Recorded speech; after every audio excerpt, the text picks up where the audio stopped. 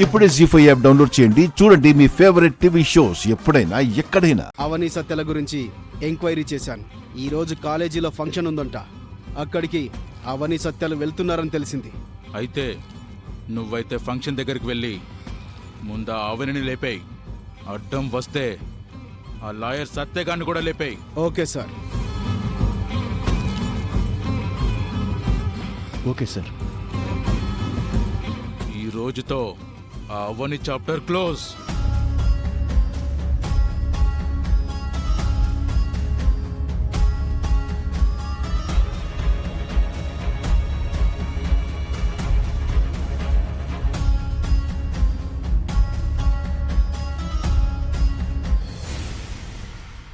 అమ్మా వేదవతి గారు, మీకెందుకమ్మా ఈ శ్రమ?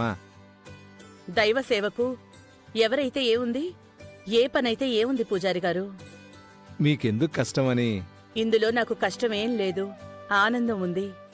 నా గురించి మీరేం ఆలోచించకండి. సరేనమ్మా.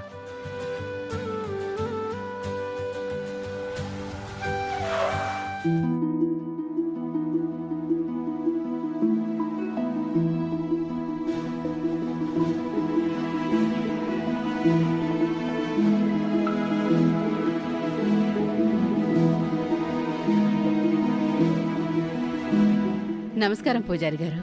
నమస్కారం అమ్మా. బాగున్నారా పూజారి గారు? బాగున్నాను తల్లి.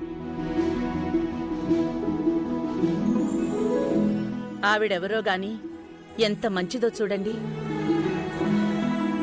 అందరూ పూజారి గారి దగ్గరికి వచ్చి మేము బావుండాలని పూజలు చేయండి అని అడుగుతారు. ఆవిడ మాత్రం పూజారి గారి క్షేమం అడిగింది. ఏ ఊరమ్మా మీది? ఎప్పుడు మిమ్మల్ని చూసినట్టుగా లేదు. కొన్ని సంవత్సరాల క్రితం మేమిక్కడే ఉండేవాళ్లమండి. అనుకోకుండా ఢిల్లీ వెళ్ళవలసి వచ్చింది. నా పేరు ప్రభావతి.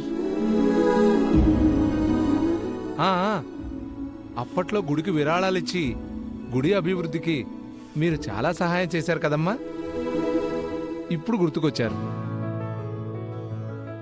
మీరన్నట్టు చాలా సంవత్సరాలైంది కదా, అందుకే గుర్తుపట్టలేకపోయాను. ఏమీ అనుకోకండి. అయ్యో పర్వాలేదండి. మీ అబ్బాయి లా పూర్తి చేశాడమ్మా? చేశాడు పూజారి గారు. ప్రస్తుతం లీడింగ్ లాయర్. శుభం. కళ్యాణం అయిందా? అక్కడే చిన్న చిక్కుముడొచ్చిందండి. ఏమైందమ్మా? ఏదైనా దోషమా? కుజదోషం ఏదైనా ఉంటే చెప్పండి. శ్రీకాళహస్తిలో నాకు తెలిసిన పండితులు ఒకరున్నారు. ఆయన దగ్గరకు వెళితే ప్రత్యేక పూజలు చేయిస్తారు. వారం తిరిగేలోగా మంచి సంబంధం సెట్ అయిపోతుంది. అమ్మాయిని వాడు చూసుకున్నాడండి. ఆ అమ్మాయినే ఇష్టపడ్డాడు. కానీ ఆ అమ్మాయికి వీడికి మధ్య కొంచెం దూరం వచ్చింది. చాలా కాలం గడిచింది. వీడు ఆ అమ్మాయి జ్ఞాపకాలతోనే బ్రతుకుతున్నాడు. వాడు ఆ అమ్మాయిని పెళ్లి చేసుకుని సంతోషంగా ఉంటే చూడాలన్నది నా ఆశ. తొందరలోనే మీరు కోరుకున్నట్టు జరగాలని కోరుకుంటున్నానమ్మా. స్వామివారి దగ్గర కూడా విన్నవిస్తాను. ఇలా ఇవ్వండమ్మా.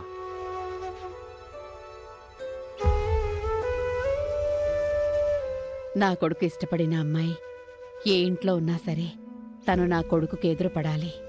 వారి పెళ్లి జరగాలి స్వామి.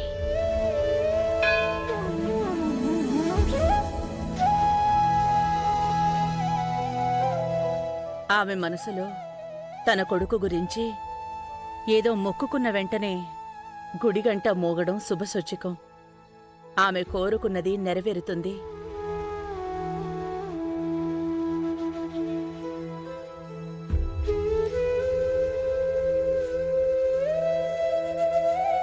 మనోవాంఛ ఫలసిద్ధిరస్తు.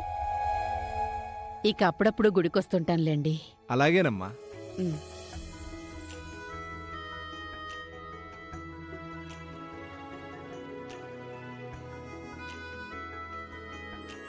ఎవరు పూజారి గారు ఆవిడ? మీలాగే సౌమ్యురాలు, పరుల గురించి ఆలోచించే మనిషి. అబ్బాయి ఎవరినో ఇష్టపడ్డాడంట.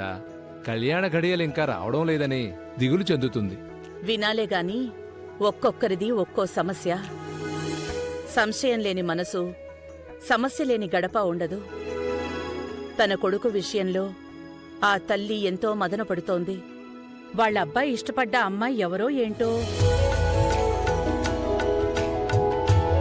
ఇష్టపడినవన్నీ అంత తొందరగా దొరకవమ్మా. మీ అబ్బాయి శ్రీకర్ ఆ విషయంలో అదృష్టవంతుడు. అందుకే ప్రేమించిన అమ్మాయిని దక్కించుకోగలిగాడు. అటువంటి భాగ్యం అందరికీ ఉండొద్దు. మరి వాళ్ళ అబ్బాయి ఇష్టపడిన అమ్మాయి ఎవరో, ఎక్కడుందో, ఏ ఇంటికి సంబంధించిందో?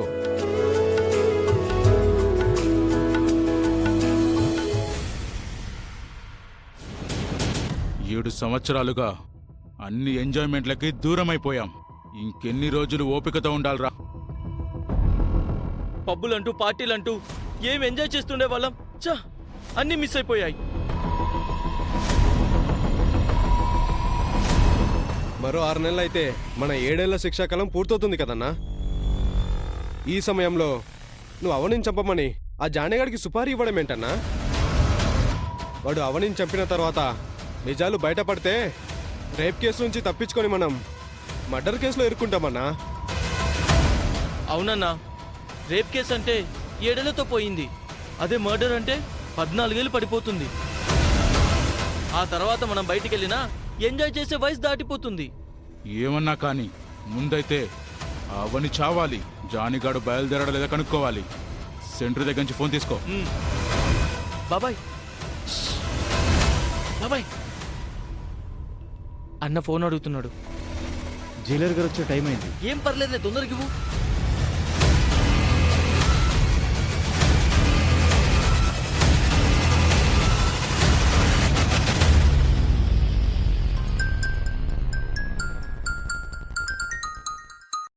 హలో, హలో జానీ, నేను విక్కీని.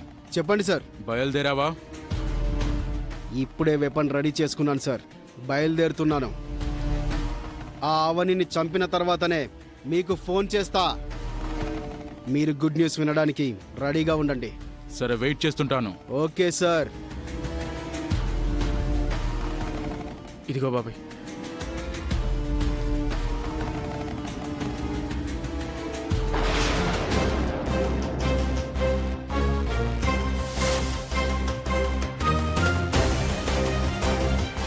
బావ కూడా నాతో పాటు వచ్చుంటే బాగుండేది.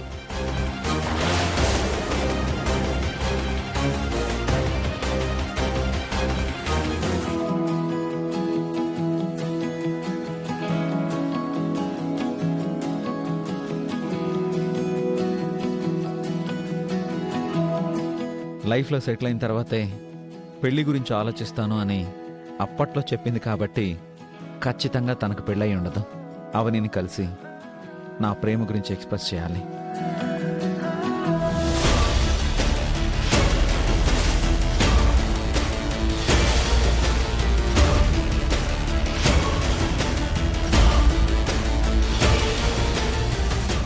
జీ5 యాప్ డౌన్లోడ్ చేసి అన్ని ఎపిసోడ్స్ పూర్తి ఉచితంగా చూడండి.